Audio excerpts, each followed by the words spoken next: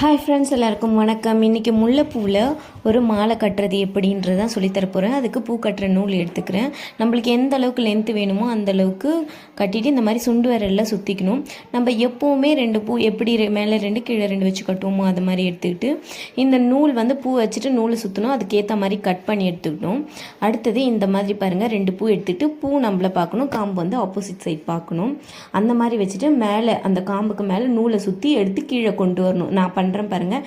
இதே மாதிரி இதே தான் 2 பூவாக வச்சு அதே ப்ராசஸ் பண்ணிகிட்டே வாங்க. சூப்பராக நம்மளுக்கு அப்படியே திரும்பிடும். இப்போ நம்ம நூல் விட்டுக்கிட்டே வரணும். நம்ம பூ வைக்க சுண்டு வரல நூல் சுற்றி வச்சுருக்கோம் பார்த்தீங்களா, அந்த நூல் விட்டுகிட்டே வரணும்.